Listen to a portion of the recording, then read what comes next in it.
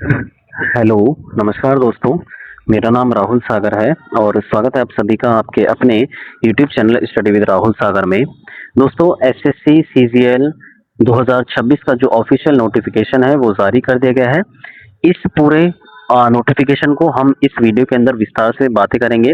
क्या-क्या चीज़ें हैं, किन-किस पोस्ट की वैकेंसीज़ आई हैं, पूरी 12,256 प्लस वैकेंसीज़ हैं।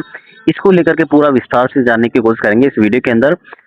लेकिन इससे पहले ना आप सभी से एक छोटी-सी रिक्वेस्ट है, अगर आपने अभी तक हमारा यूट्यूब चैनल सब्सक्राइब नहीं किया है तो प्लीज़ हमारे यूट्यूब चैनल को सब्सक्राइब कर लीजिए और बेल आइकन को भी प्रेस कर लीजिएगा, ताकि जो हमारी आने वाली लेटेस्ट अपडेट्स हैं उनको आप आसानी से देख सकें। दोस्तों, इस वीडियो के डिस्क्रिप्शन बॉक्स में आपको एक टेलीग्राम चैनल का लिंक भी मिल जाएगा। आप चाहें तो उसे भी फॉलो कर सकते हैं, क्योंकि उस टेलीग्राम चैनल पर हम आपको हर एक लेटेस्ट अपडेट जो भी एजुकेशनल डिपार्टमेंट से जुड़ी हुई होती है उनको आपको सबसे पहले वहीं पर प्रोवाइड करा देते हैं। ठीक है दोस्तों, तो चलिए शुरू करते हैं आज के अपने वीडियो को। इस वैकेंसीज के बारे में पूरा डिटेल में जानने की कोशिश करेंगे। ठीक है, आप ये जो सामने स्क्रीन पर देख पा रहे हैं, ये सारी जो इन्फॉर्मेशन है ये थोड़ा मैंने शॉर्ट में लिख दी है आपके सामने। ठीक है, इसको पूरा जानेंगे। पहले आप यहाँ सामने देख सकते हैं, एक सेकेंड आगे चलेंगे तो हाँ, ये नोटिफिकेशन का ये फर्स्ट पेज है, जिसको आप सामने देख पा रहे हैं। Combined graduate level examination staff selection commission की तरफ से ये सीजीएल लेवल पर यानी कि ग्रेजुएट लेवल पर वैकेंसीज आती हैं 2026 में, और इसका जो ऑफिशियल नोटिफिकेशन है ये जारी कर दिया गया है। यहाँ पर आप सामने स्क्रीन पर देख पा रहे हैं, पूरा पोस्ट का डेटा देखेंगे। ये सारी पे लेवल 8 पर कितनी पोस्ट है, कौन कौन सी पोस्ट है। ठीक है, और साथ ही साथ इसका यहाँ पर डेटा दिया हुआ है किस डिपार्टमेंट में है। ठीक है ना, ये डिपार्टमेंट दिया हुआ है, ये नेम ऑफ द पोस्ट दिया हुआ है, साथ ही साथ आपको पे लेवल दिया गया है।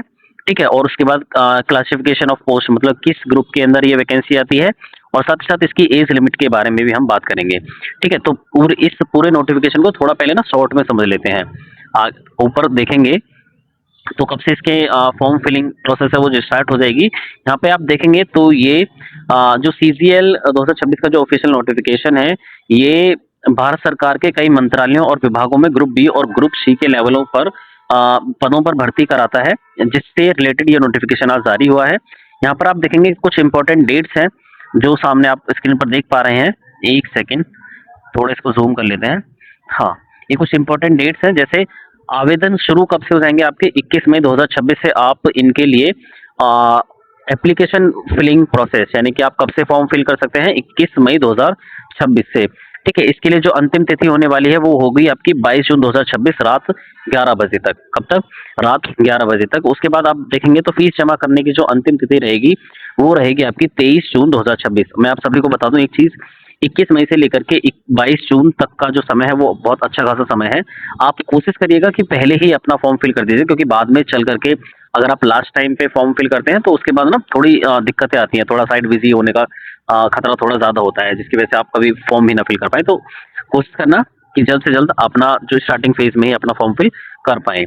ठीक है, फॉर्म करेक्शन विंडो जो रहेगी आपकी वो रहेगी ओपन 29 जून से लेकर के 1 जुलाई 2026 के बीच में, और इसका जो टियर 1 का परीक्षा होने वाली है वो अगस्त या सितंबर 2026 में। ये डेट्स आपकी टेंटेटिव है, टेंटेटिव मतलब संभावना है, इसमें थोड़ा बहुत चेंजेस देखने के लिए मिल सकता है, हो सकता है ना भी मिले। ठीक है, टियर 2 की परीक्षा आपकी दिसंबर 2026 के अंदर होने वाली है, तो इसका जो एग्जाम है वो भी बहुत जल्दी हो जाएगा। ठीक है, तो आपके पास अभी फिलहाल के लिए अगर हम बात करें, अब चल रहा है आपका मई। मई भी आधे से ज़्यादा खत्म हो चुका है। जून, जुलाई, अगस्त, यानी कि 3 महीने हैं आपके पास, मान करके चल सकते हैं आप, 3 महीने हैं आप तैयारी करने के लिए आपके लिए। ठीक है, आगे चलेंगे तो इस पर देखेंगे तो सीजीएल होता क्या है, एसएससी सीजीएल है क्या। एसएससी सीजीएल यानी कि स्टाफ सिलेक्शन कमीशन, सीजीएल की बात करें तो कंबाइंड ग्रेजुएट लेवल एग्जामिनेशन होता है। यह परीक्षा जो है ग्रेजुएट छात्रों के लिए होती है, जिसके जरिए केंद्र सरकार के मंत्रालयों में नौकरी मिलती है।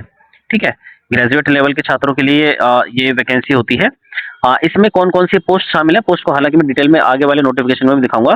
ये कुछ पोस्ट है, इसमें बड़ी बड़ी पोस्ट, जैसे पे लेवल 8 पर देखेंगे तो आप जो सबसे हाई लेवल पर है वो है असिस्टेंट ऑडिट ऑफिसर की।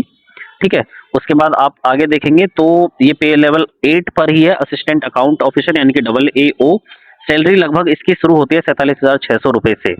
ठीक है, पे लेवल 7 की बात करें तो पे लेवल 7 के अंदर ये कुछ पोस्ट हैं, जैसे assistant section officer, ASO, income tax officer या income tax inspector, CBI sub inspector, excise inspector, preventive officer, examiner, enforcement officer, ये ईटीसी, ये पे लेवल 7 पर यहाँ पर वैकेंसीज दी गई हैं इसकी।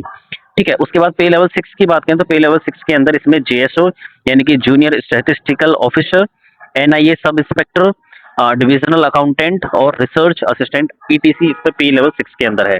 ठीक है, उसके बाद हम बात करें पे लेवल 4 और 5 में, तो पे लेवल 4 और 5 में यहाँ पर आप देखेंगे तो कुछ वैकेंसीज ऐसे जैसे कि tax assistant, auditor, accountant, postal assistant, UDC.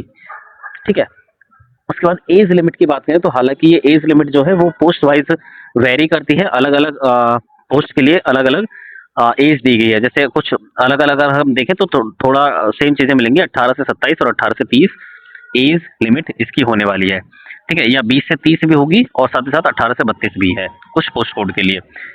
Cut off date आपकी 1 अगस्त 2026 के बीच कहीं भी हो सकती है। रिलैक्सेशन की बात करें एज में, तो एज में रिलैक्सेशन दिया गया है आपको, एससी और एसटी के जो कैंडिडेट्स हैं उनको 5 साल का रिलैक्सेशन है, ओबीसी के लिए 3 साल का रिलैक्सेशन है, पीडब्ल्यूबीडी के लिए 10 साल का रिलैक्सेशन है और एक्स सर्विसमैन के लिए अकॉर्डिंग टू रूल रिलैक्सेशन मिलेगा। ठीक है, क्वालिफिकेशन की अगर हम बात करें तो क्वालिफिकेशन के लिए कुछ पोस्ट हैं जिनके लिए यूनिवर्सिटी से आप ग्रेजुएट होने चाहिए। जेएसओ की पोस्ट के लिए आपके पास क्या होना चाहिए, 12th में मैथ्स में 60% होने चाहिए या ग्रेजुएशन में स्टैटिस्टिक्स होना चाहिए आपके पास।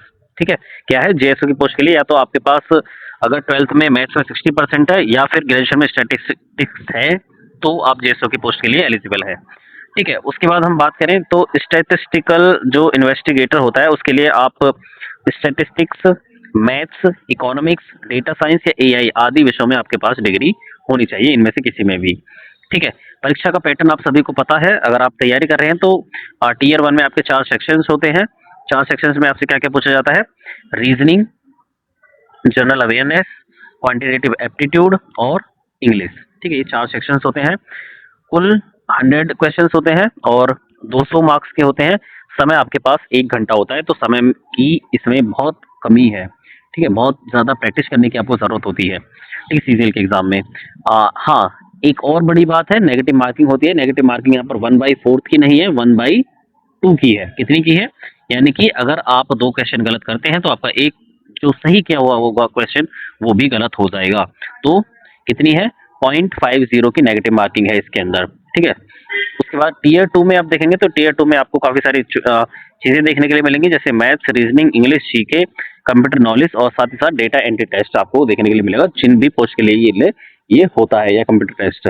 ठीक है, उसके बाद कंप्यूटर नॉलेज टेस्ट सभी के लिए मैंडेटरी है, लेकिन क्वालिफाइंग होता है। ये कैसा होता है, क्वालिफाइंग होता है। डेटा एंट्री स्पीड टेस्ट भी क्वालिफाइंग नेचर का होता है, जिन भी पोस्ट में ये जरूरी होता है। ठीक है, उसके बाद फीस की बात करें तो फीस ये जनरल के लिए, ओबीसी के लिए और ईडब्ल्यूएस के लिए 100 रुपीज है इसके लिए फॉर्म फिलिंग की, और एससी, एसटी और पीडब्ल्यूडी और फिर प्लस महिलाओं के लिए इसमें कोई भी फीस आपको देना नहीं होगा एप्लीकेशन की। ठीक है, आवेदन कैसे करोगे आप, आवेदन आप एसएससी की ऑफिशियल वेबसाइट पर जाकर के कर सकते हैं।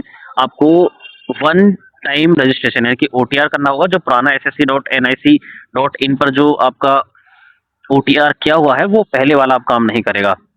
इस नोटिफिकेशन की कुछ बड़ी बातें, जैसे आप 12,000 से ज्यादा वैकेंसी देखने के लिए मिलेंगी। कई बड़ी पोस्ट जैसे income tax inspector, CBI, SI और एएसओ।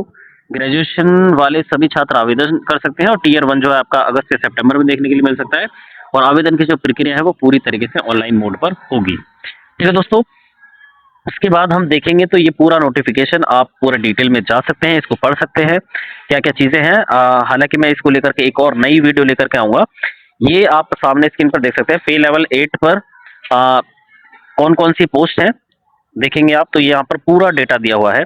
पे लेवल 8 पर 47,600 से लेकर के 1,51,100 रुपए तक आपका पे लेवल रहता है, पे लेवल 8 का। इसमें 3 पोस्ट हैं, जैसे assistant audit officer central cadre पर, assistant audit officer state cadre पर, असिस्टेंट अकाउंट्स ऑफिसर, ये 3 पोस्ट हैं पे लेवल 8 में। ठीक है, डिपार्टमेंट आप यहाँ पर अलग अलग देख सकते हैं, ये डिपार्टमेंट्स है। ग्रुप बी के अंदर ये है, और 18 से 30 इसकी एज लिमिट है, तीनों पोस्ट के पे लेवल 8 की अगर हम बात करें तो। ठीक है, पे लेवल 7 की बात करें तो पे लेवल 7 में काफी सारी पोस्ट है, जैसे असिस्टेंट सेक्शन ऑफिसर। ठीक है, यहाँ पर 1 2 3 4 5 6 ये अलग अलग डिपार्टमेंट के अंदर है। ठीक है ना, ये भी।